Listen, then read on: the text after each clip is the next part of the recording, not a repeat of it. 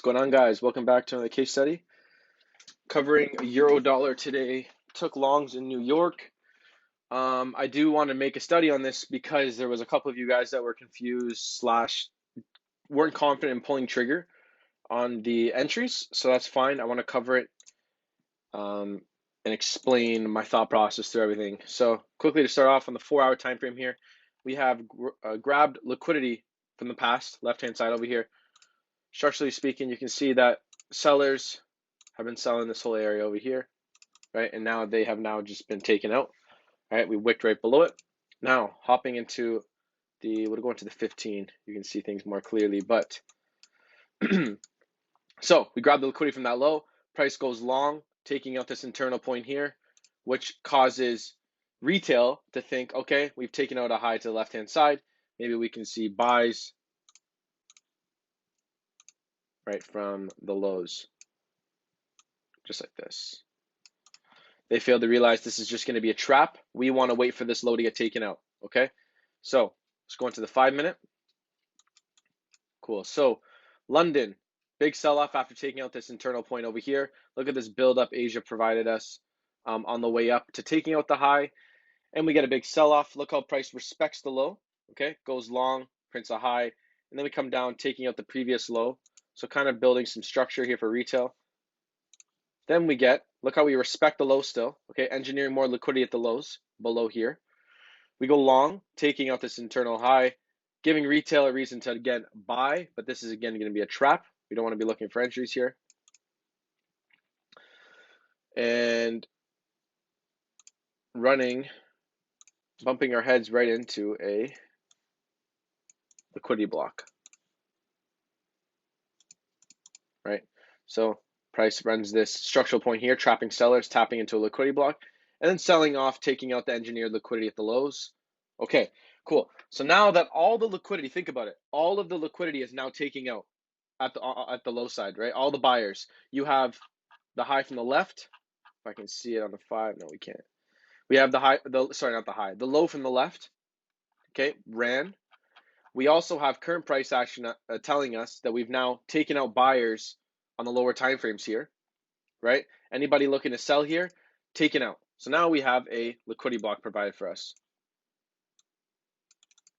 Cool. What does the liquidity block mean for us? It means that price has no reason to run to this low, okay? We've taken out all the liquidity, and liquidity blocks should get respected and moved away. Cool, we can keep that in mind. So we print that low, and then price moves up. This is where everybody got stumped. We've taken out this high, but don't forget, we're still trading within this whole bearish leg, okay, that retail thinks is going to be sells, right? So if you look at this from a retail perspective, we have everybody thinking sells are going to occur here, okay? We're going to have everyone thinking sells are going to occur from these areas up here, but this is all going to be traps, right? Because this is not a breakage structure, okay? We don't look at the market like that. This is just a run on liquidity at the lows. Now we can expect price at the highs, okay? And with that understanding, every single time we get a reaction from these areas, it's just providing us another entry to buy, okay? Buy, buy. These are all traps, okay? And you got to keep that in mind. Until we get up here, we need to be looking for buys, okay? So with that in mind, I want to keep this as straightforward and as simple as possible, okay? I don't want everybody to get complicated, or I don't want to make this too complicated. Price, again, prints that low, creating that liquidity block for us. We run higher, okay? Before we take out this high, we have done what? We have respected the high, okay? Giving us a inducement low. Perfect. Then we take out the high, but look what we're doing. We're still trading within this smart money trap to the left and essentially just building more liquidity at the highs. We get a sell-off, taking out that inducement low, tapping right into a liquidity block. This would have been one entry, just like this, okay? With our liquidity block, or sorry, our stop loss tucked below the liquidity block, just like that. And we can target up here, okay? Or just to be a little more safe, we have an inducement high here.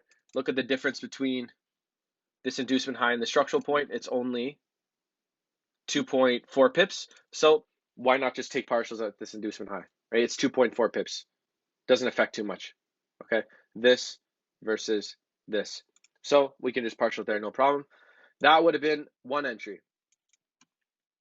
It's hard to see on M5, so we'll go to M1 for this confirmation-based entry, but we have the same kind of thing going on the 1 minute here. Highs taken out to induce buyers, buyers trapped, okay? Now you go to the M5, keeping it simple as possible. You have another liquidity block right here, okay? So look, notice how it's just continuation. Again, we'll go to the 1 because it kind of gets squeezy on the 5. So this would have been one entry. This could have been your second entry right here. You don't have to take all of these. These are just, again, examples of how you could have been involved in the market here.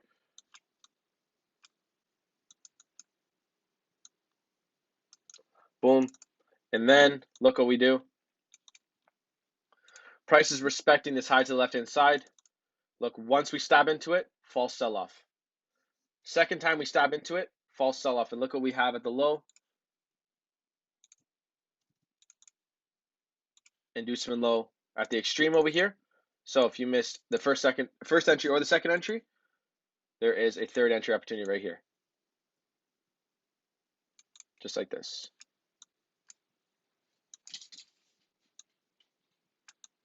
Boom, just like that. Okay, so look how there is a liquidity block here, and we've taken out this liquidity here. Boom, and we've taken out this liquidity here. So this is a liquidity block. All of these are different entry opportunities to get involved. Again, look, every single time we run into these areas, it's just false reaction. This is going to be a false reaction to the downside. This is just a false reaction. It's just a pullback. Okay, and then continuation. Look, over here, we're reacting off some sort of smart money trap to the left-hand side. And it's just providing false reactions. Look what we do.